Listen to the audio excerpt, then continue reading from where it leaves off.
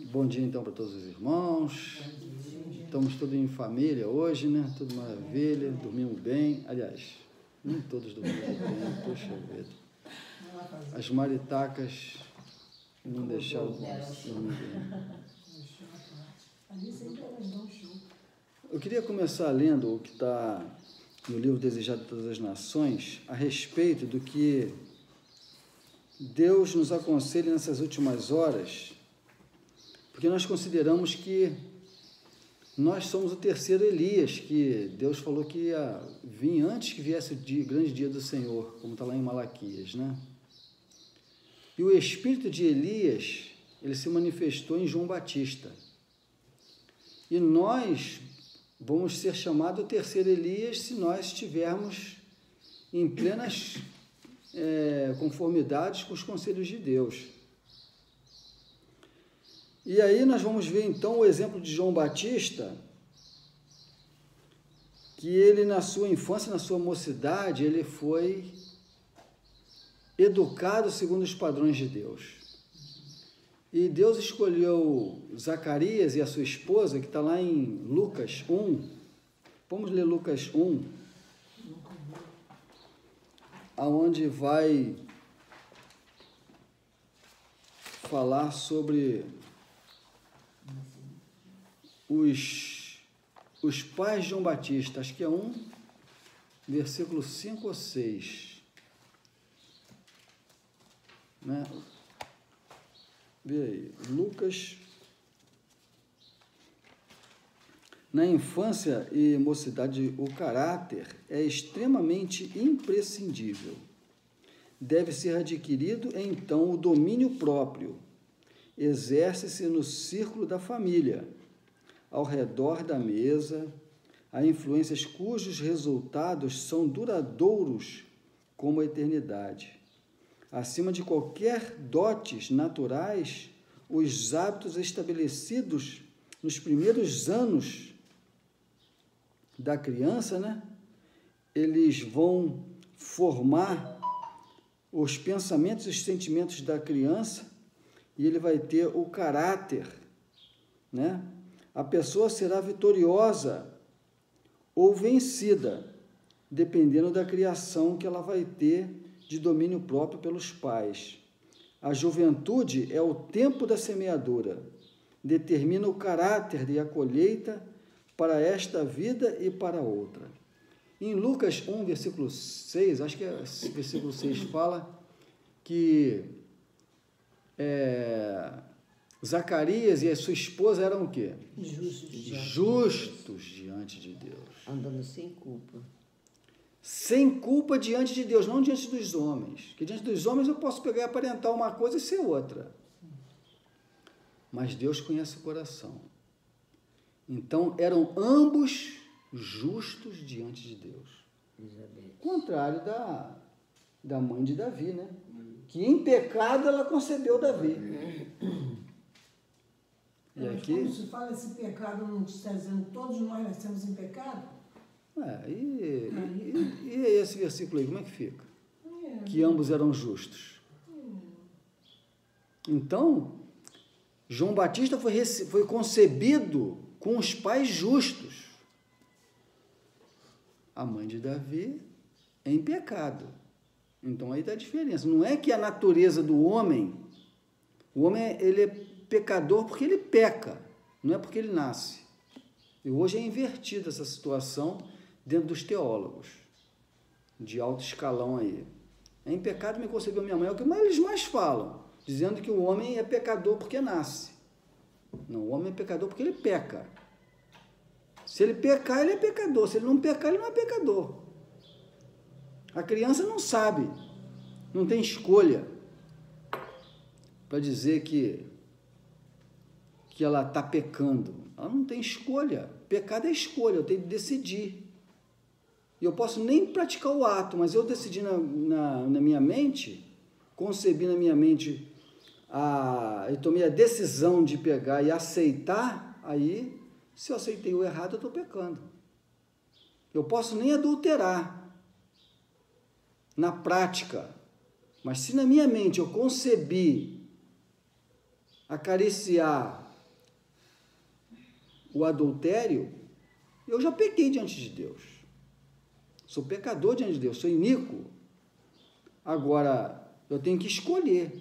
Hoje escolheis a quem servais, é o que Deus fala. Ou a mim, ou a Satanás.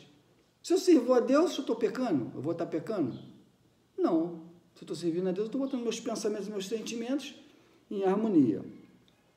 Por isso que Deus hoje quer nos restaurar para que nós demos glória a Deus, como está em Apocalipse 14, que a última geração vai dar glória a Deus para despertar os corações de todos no mundo. E aqui, falando sobre a João Batista, nesse livro Desejado de Todas as Nações, fala que a vida de João não era, entretanto, passada em ociosidade na montanha, em ascéptica tristeza, em isolamento egoísta. Ele tinha atividades, ele tinha comunhão com Deus.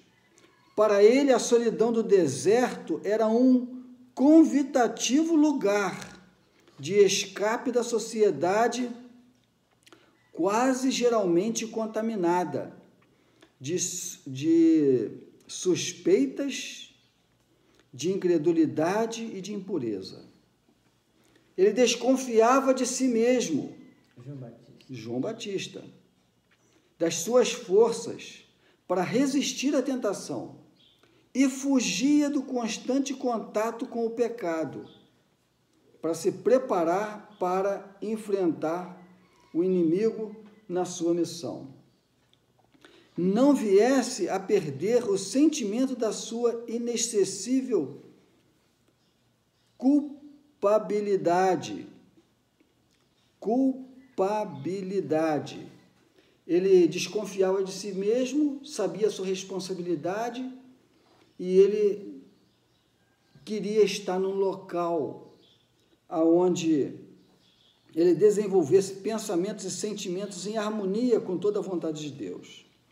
João encontrou no deserto sua escola e santuário, qual Moisés, entre as montanhas de Midian, era circundado da presença de Deus e da atmosfera de seu poder. Na cidade, nós estamos nas criações do homem, os prédios, espelho bonito, carro brilhando, e a gente está no meio das obras do homem, se encantando com as obras do homem. Satanás fala assim, aqui, ó, que bonitinho. Deus falou que com suor tu vai ganhar teu pão, tu vai comer o pão? Que nada, tu vai comer teu pão com ar-condicionado e musiquinha no ouvido, a musiquinha minha no teu ouvido. Aí tu vai para o supermercado com um carrinho, vou colher cebola, vou colher batata, e com musiquinha no ouvidinho, e brincando, e assim você colhe. Mas Deus falou o quê? Com o suor do teu rosto. Maldita a terra por causa de você. Eu vou amaldiçoar a terra, porque se eu botar abundância de frutos na terra, você vai fazer o que Sodoma e Gomorra fez, do que Salomão fez, se corrompeu. Então, Deus quer hoje que nós venhamos cumprir o que Ele determinou que é para o bem nosso. Quando a gente planta na cidade, a gente planta o que na cidade? O nosso trabalho, fazendo ouro igual o pastor, para ganhar o quê? O pão, não é isso? Que todo mundo diz, eu vou comer o quê? Mas ele está ganhando dinheiro para ir no supermercado comprar comida. Agora o pastor ganha, vamos dizer, R$1.000 num dia. Chega lá no supermercado e compra R$1.000. Essa comida vai dar para quanto tempo? Vai durar no máximo um mês, senão vai estragar tudo. Bom dia. Agora, se o pastor estivesse trabalhando na terra e plantando, se ele plantar 30 pés de frutas ou 50 pés de frutas num dia, esse trabalho dele é para quanto tempo? Um bom tempo. para anos e anos. Mas de princípio ele não vai E comer aquele fruto, né? Porque até crescer e tudo, né? E todo dia plantando, ele vai ter para muitos e muitos anos. Ele plantou para o futuro. Mas E o isso dinheiro é para o presente. Mas isso é uma experiência, né, irmão? Porque você está colocando. Experiência não. Você está colocando assim, essa é a palavra. Pode ser laranja, como pode ser aipim, como pode ser inhame, como pode batata doce, como pode batata Tudo inglesa. leva tempo para Porque isso, produzir, né? não, porque isso dá mais rápido, né? Agora, a laranja demora mais, mas você pode plantar as coisas que 3 meses, né, te dá, não é? Batata doce, o aipim, a cenoura, alface, tudo te vai rápido. Agora, tem que plantar as outras coisas porque, né, a gente não sabe quando Jesus vai voltar. Se demorar, a gente vai ter essas coisas. Senão, a gente tem o que a gente precisa para comer de imediato. Mas eu acho que ele está falando na questão generalista, ele não está falando na questão específica, ele está falando que da terra a gente tem que tirar o nosso sustento. Porque independente do que você for plantar, você está cumprindo aquilo que Deus determinou. Também. Com o trabalho antes da crise, como Deus está aconselhando, nós vamos ter o mantimento na hora que não poder comprar nem vender, que está em cima da hora, né? Então, aqui eu li uma partezinha do que João Batista determinou para si mesmo, para estar em condições de cumprir o que ele via nas escrituras do precursor de Jesus. Que nós vemos nas profecias como precursor de Jesus, para dar glória ao Senhor, que nós somos o espírito de Elias na última hora, precedendo Jesus. E o que precedeu Jesus na primeira vez foi João Batista, e ele seguiu esse caminho. É só essa introdução a respeito dessa situação, porque mesmo lá no retiro que João Batista fez, ele teve que exercer o que nós vamos falar hoje, que é a vontade, um fator de êxito. A vontade. O poder da vontade. A vontade é o poder que age a natureza do homem. A vontade não é gosto e nem inclinação. Então,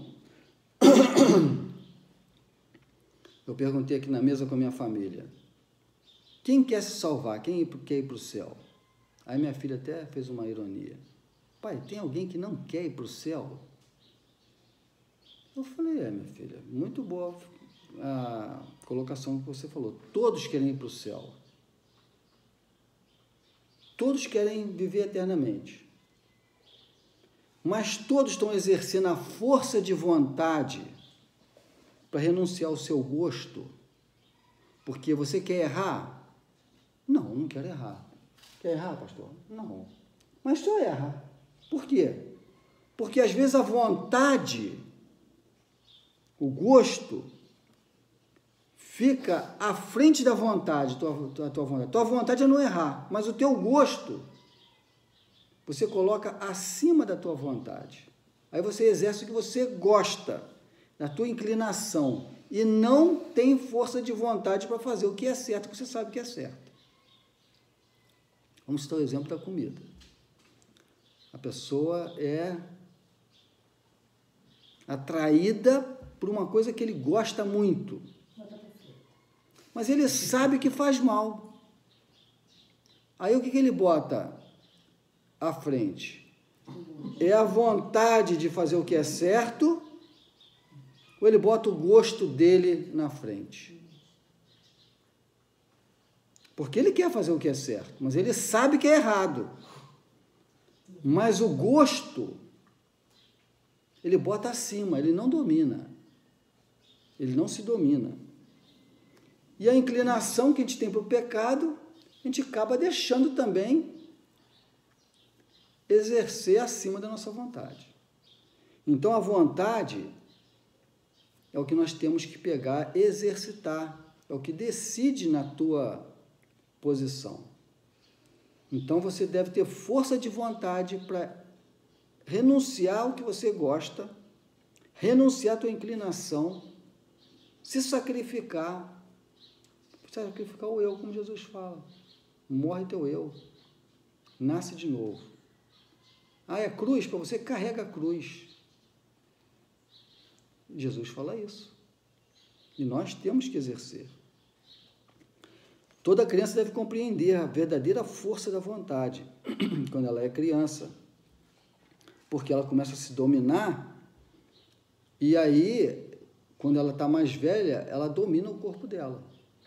O homem forte não é o homem musculoso, que tem muita força, igual aquele grandão que veio aí. Ou um general de guerra que faz a estratégica. O homem forte é o que domina ele mesmo. Consegue fechar a boca para não falar besteira. Ele sabe que não deve, sabe que é errado, mas ele pega e pronuncia o que não deve.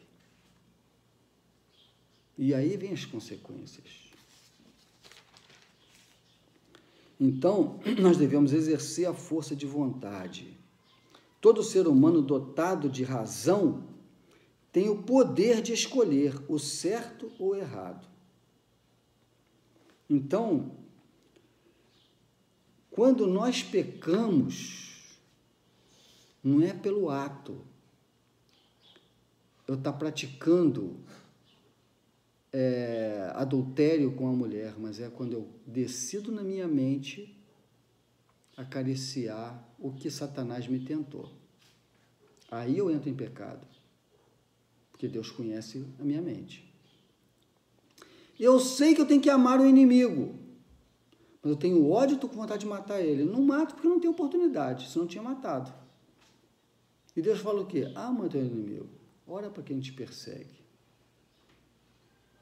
Aí eu sei, conheço a palavra, mas eu não quero ser guiado pela palavra, eu quero fazer o que está no meu sentimento, o que está no meu ego. Aí eu peco diante de Deus, e aí a maldição vem.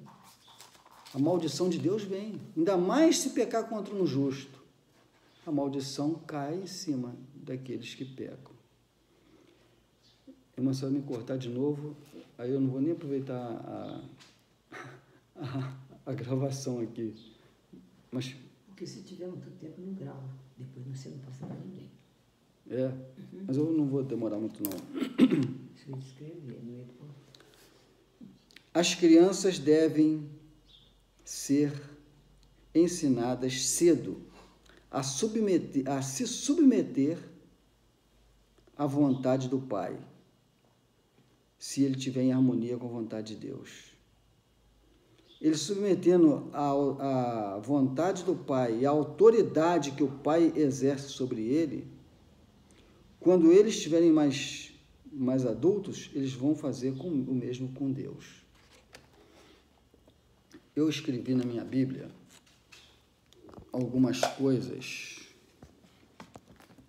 que eu vou passar para os irmãos, que eu tive experiência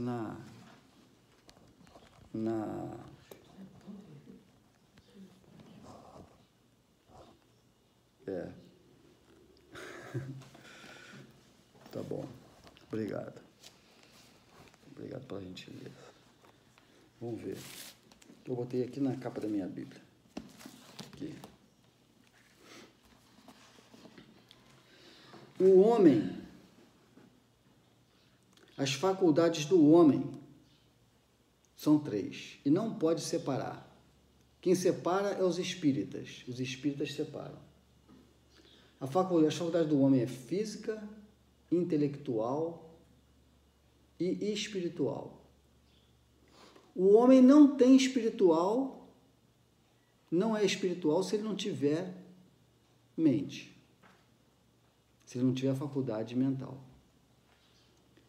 E o homem não tem a faculdade mental se ele não tiver corpo. Primeiro vem o corpo, o embriãozinho, a matéria, depois ele começa a raciocinar e depois ele entra no espiritual. As faculdades agora da mente. As faculdades da mente têm a superior e a inferior. As faculdades da mente superiores é a consciência. A consciência é o que determina o que é certo e o que é errado. Então, tenho consciência do que é certo e do que é errado.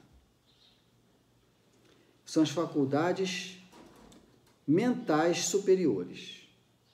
A razão, eu pego e tenho a razão. Boto a razão e eu vou decidir.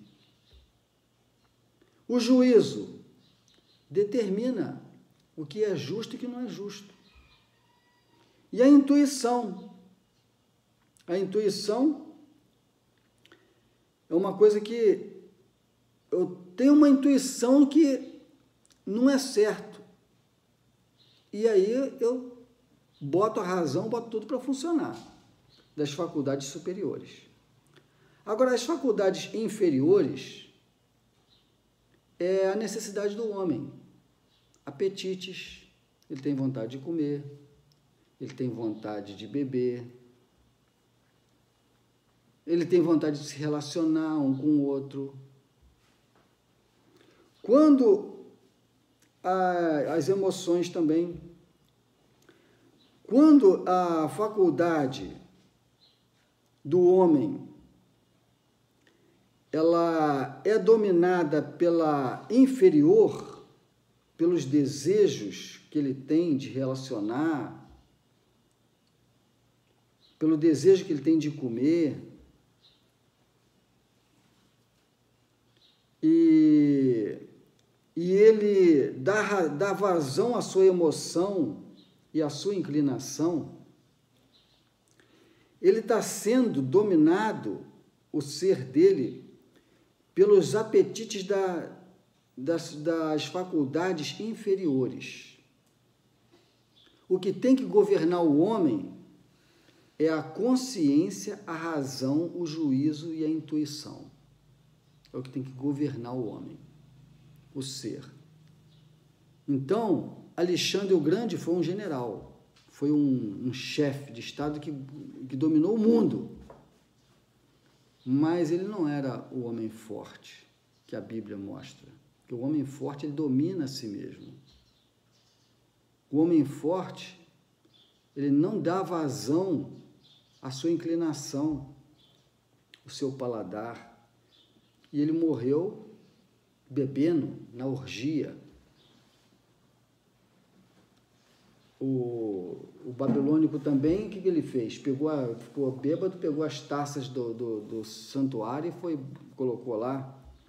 Então, nós devemos nos governar pela consciência, razão, juízo e a intuição.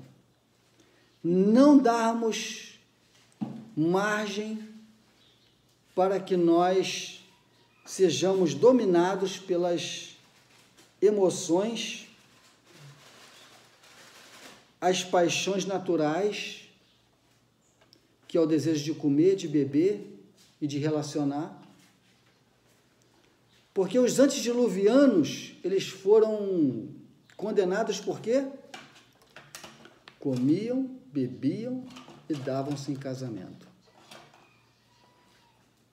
E Jesus falou que assim como foi no juízo do dilúvio, vai ser também nos últimos dias. As pessoas vão dar vazão e vão perverter a maneira de comer, a maneira de beber e vão se relacionar de maneira inadequada. Já está acontecendo. Então, Deus quer que nós tenhamos esse domínio. E Ele quer nos levar, como João Batista foi, para o deserto, como foi, aonde não vê o mal. Como que eu não vou ver o mal na cidade? O que me leva a ter pensamentos e sentimentos, que é o caráter, que é o que forma a gente, é o que a gente vê, o que a gente ouve, o que a gente tata, o que a gente come, o que a gente cheira. São as entradas da alma, da minha pessoa. E Deus quer que nós demos glória para Ele, que nós sejamos cristãos verdadeiros, que segue Cristo e que seja como Cristo, que tenha o mesmo pensamento e sentimento que houve em Cristo. Para isso, nós temos que bloquear, nos preparar para enfrentarmos a hora da aprovação que vai vir à nossa frente. Por isso que lá em Apocalipse 7, quando Deus vai selar o seu povo, no último versículo do capítulo 6, fala: quem poderá subsistir? Quem? Aí nós vemos nos escritos dos profetas os conselhos de quem vai subsistir, que está em toda a Bíblia. E isso aqui é profundo, porque se a gente quer realmente nos salvar, Deus dá toda a direção. Agora nós temos que ter força de vontade e procurar exercer. E aqui está nos direcionando. Vamos repetir. As faculdades da mente, que é a superior, a consciência, que define o que é certo e o que é errado, a razão, o juízo e a intuição devem ser o que domina o nosso ser, não nossas paixões naturais, que é os nossos desejos de comer, beber e se relacionar. Essas paixões naturais, elas podem ser pervertidas para paixões pecaminosas. Quando ela é pervertida, ela passa a ser pecaminosa. É pecado diante de Deus. Então, aqui está um pequeno deslumbre da fórmula de nós não perdermos o céu. Porque Deus não terá por inocente ao culpado. Aquele que guardar toda a lei, mas tropeçar em quê? Em um só ponto, ele é culpado de todos. Agora, o que eu não sei, que eu não tenho consciência, e eu estou praticando, que está no desagrado de Deus, Deus não vai levar em conta. Deus não leva em conta o tempo da ignorância. Agora, o que eu sei, o que eu tenho razão, intuição, a consciência, Deus é tardio em irar-se, ele castiga o seu servo para que ele retorne aos seus princípios, aos seus mandamentos. E nós temos que tirar proveito das coisas negativas. Não fazer igual os ímpios. Isso acontece tanto com o bom quanto com o mal, isso aí é coisa da vida. E ele nunca tem a vara de Deus para se corrigir. Ele vai dando cabeçada ali, vai dando cabeçada lá, dando prejuízo para um, dando prejuízo para outro, ele não está nem aí. Agora, Deus quer salvar. Deus quer corrigir aos que ama. E aí nós temos que pegar e tirar proveito em todas as coisas negativas. Sondar o coração, em que eu estou errado? O que eu posso consertar? Eu sempre vou achar alguma coisinha. Agora, aquele que passa por cima, que não quer nem saber, ele vai receber as maldições de Deus, porque no capítulo 28 de Deuteronômio, Deus dá 15 versículos de bênção e depois triplica o de maldição. Que nós não venhamos cair na mão do Senhor. O maldito é aquele que cai na mão do Senhor. E Deus não faz acepção de pessoas.